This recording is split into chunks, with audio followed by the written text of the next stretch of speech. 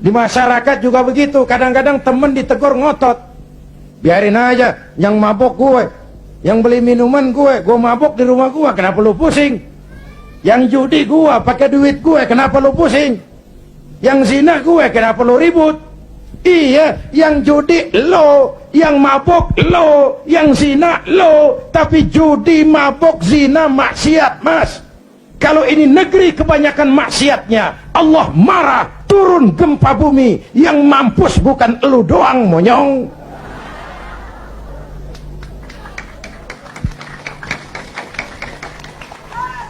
Jelas? Jelas? Iya, kalau kita makan nangka kena getah sih resiko. Enggak makan nangka kena getah, sial namanya. Jelas? Jelas?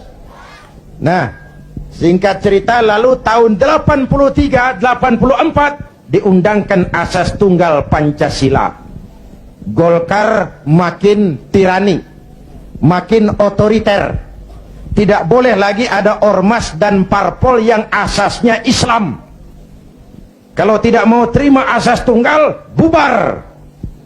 Maka dengan berat hati waktu itu P3 menerima asas tunggal Pancasila daripada dibubarin. Lambangnya berubah jadi bintang. Betul? Masih ingat? Saya protes waktu itu kepada guru saya, Hadratul Mukarram Kiai Haji Dr. Idham Khalid.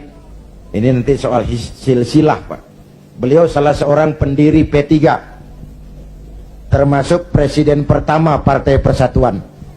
Pak, kenapa diterima asas tunggal Pancasila? Kita harus melepas asas Islam, kan rugi. Beliau senyum, apa kata beliau? Zainuddin, ibarat warung, kita sekarang nggak boleh dagang nasi uduk, biarin aja dagang pisang goreng dulu. Sebab kalau kita dagang nasi uduk juga, warung digusur. Biarlah dagang pisang goreng dulu, yang penting masih punya warung. Nanti kalau keadaan aman, kita dagang lagi nasi uduk.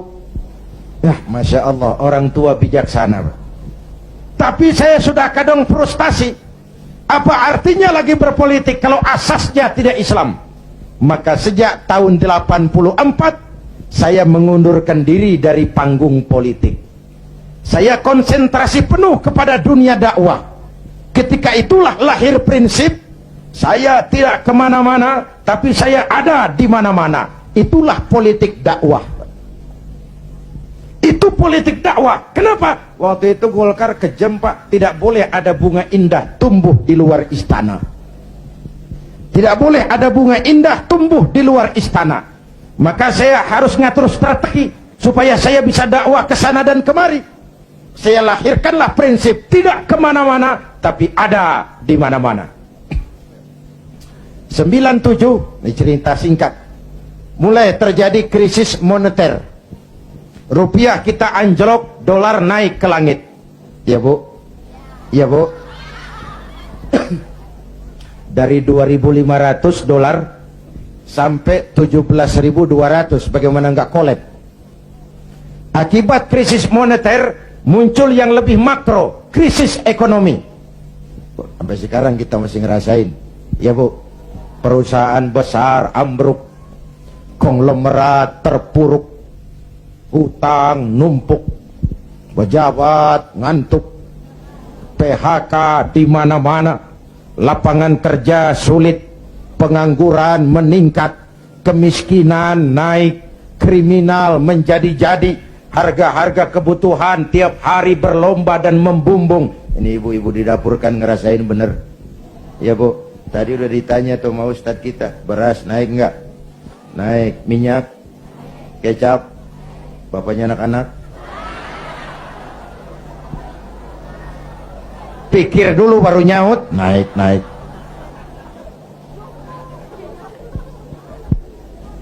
Biaya hidup makin tinggi, beban hidup makin berat. Masya Allah, di Jakarta Bang sekarang kencing aja gope. Bener, kencing gope. Teman saya ngasih duit ribuan, gak ada kembaliannya, disuruh kencing lagi. Orang udah tiris bagaimana ngeluarinnya.